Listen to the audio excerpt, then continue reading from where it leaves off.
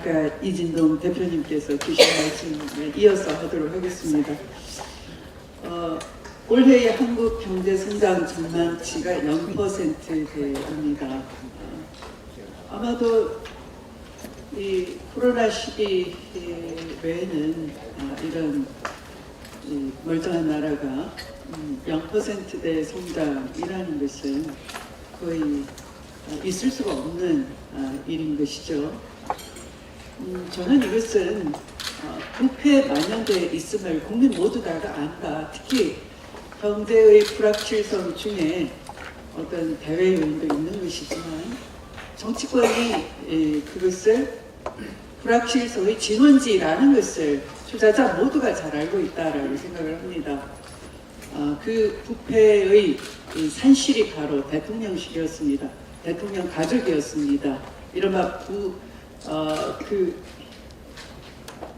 이채 양명주라고 알려진 사건에서부터 국민들이 알기 시작했지만 저는 법무부 장관일 때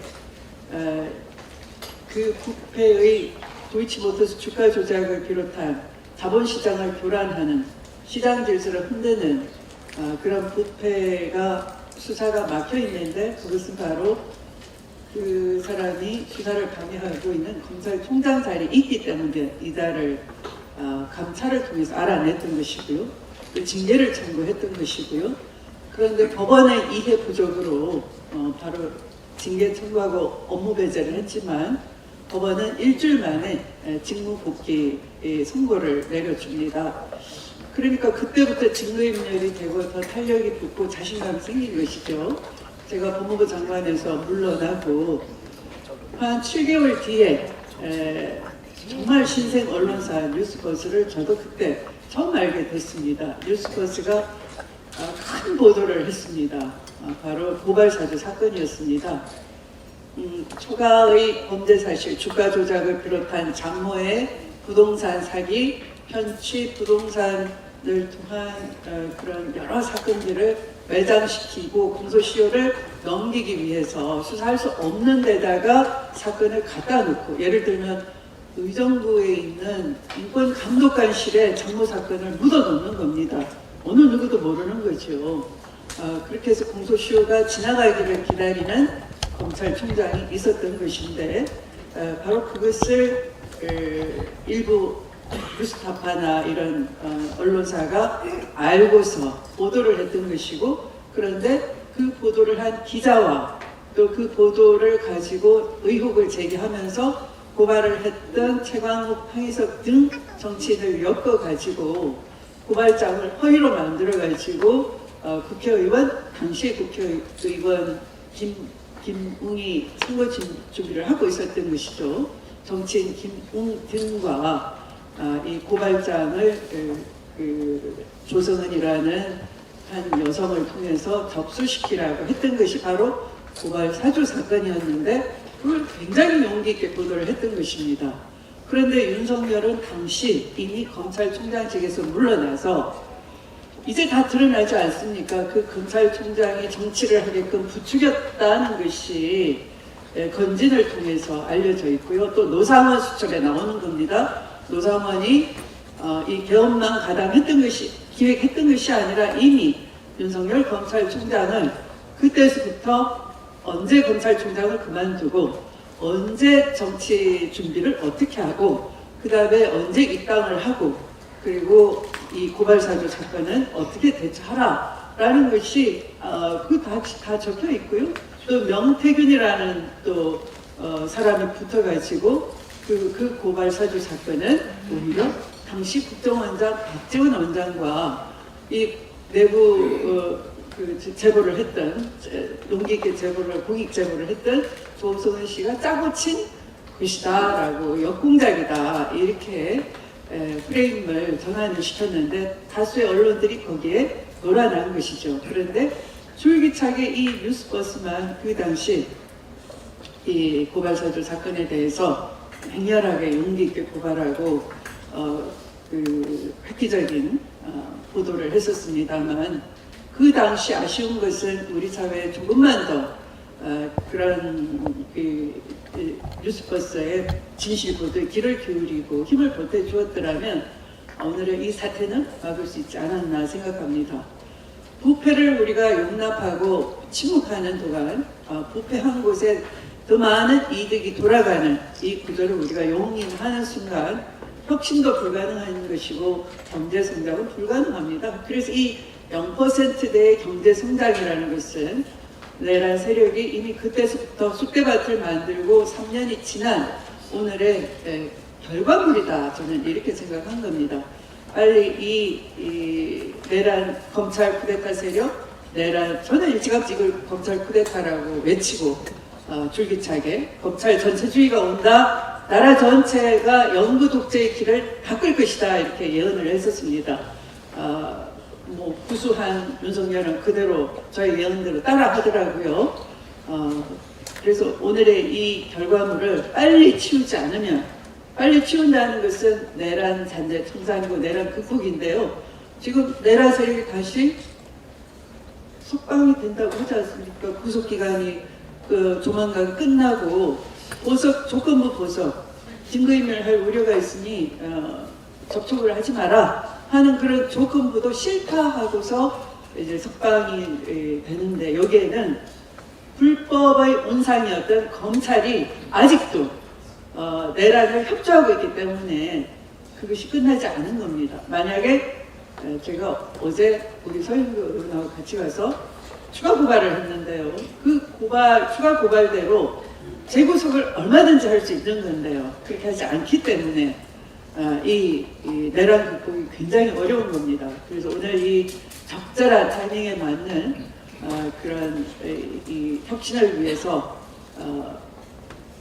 이 새 정부에 바라는 좋은 주제를 선정해서 경제 토론을 해주신다 하는 것에 대해서 무척 반갑고 또 축하드리고 싶은 마음으로 달려왔습니다. 그간 많은 압박 속에서도 꿋꿋하게 견뎌내 주신 우리 이진동 뉴스버스 대표님과 또 취재진 여러분께 진심으로 경의를 표하고요. 오늘 이 포럼을 기점으로 해서 다시 큰 날개를 폈으면 좋겠습니다. 다시 한번 축하드립니다. 4년 된 신생 인터넷 언론 뉴스버스 정말 축하하고 정말 존경합니다. 여러분 모두 다 그런 마음으로 오늘 오신 거 아닙니까? 뉴스버스 자랑스럽다고 박수 한 번 더 주십시오. 저는 이진동 대표님과 기자와 부대변인으로 만났었습니다. 제가 국회의원을 하기 전에 또 당직자로 만났습니다. 그렇게 만났고 저는 또 어느덧 성장해서 국회 4선 의원이 되었고, 이진동 당시 한국일보 기자께서는 세상을 2번을 바꾸셨습니다. 훨씬 더 많이 바꾸셨는데 2번을 바꾼 기억을 한다면 최순실의 영상을 온 세상에 공개한 분이 여러분 이진동 뉴스버스 대표님이라는 건 알고 계시죠? 박수 한번 주십시오. 저희 영상이 최순실이 나와서 의상실에서 하는 그 영상, 그리고 박근혜의 가장 실세 비서관들이 꼼짝 못하는 모습, 그 모습이 세상에 나오고 세상은 바뀌었습니다. 그리고 이번에도 마찬가지로 추미애 우리 추 장군님, 저는 이제 대표님 시절에 함께 있어서 추 대표님이라고 항상 모시게 되는데요. 추 대표님 말씀하신 그 내용들의 시작, 그리고 또 김건희의 목소리를 가장 먼저 언론에 튼 사람이 뉴스버스 인터뷰 아니었습니까? 여러분 다시 한번 돌아보면 어마어마한 일을 하셨는데, 신생 인터넷 언론인지는 잘 모르겠지만 세상을 거대하게 바꾼 큰 물결이었다 생각하는데, 그렇게 동의하시면 한 번 더 박수 주십시오. 어깨도 무거우시고 그러실 겁니다. 이제 새로운 정부에 거는 일이 많습니다. 저는 윤석열 정권 들어와서 기획재정위원을 했습니다. 문재인 정부 시절에 그 코로나를 겪으면서 그 코로나를 회복한 가장 잘한 정권, 가장 잘한 나라가 바로 대한민국이었습니다. 그 찬사를 받았었는데 코로나 시절에 문재인 정부에서 경제 성장률 4.5였습니다. 4.5. 그게 윤석열 정부 되면서 쭉 떨어져서 지지난해 1.4 상저하고 이렇게 계속 외치더니 1.4는커녕 이제 마이너스 성장으로 오지 않았습니까?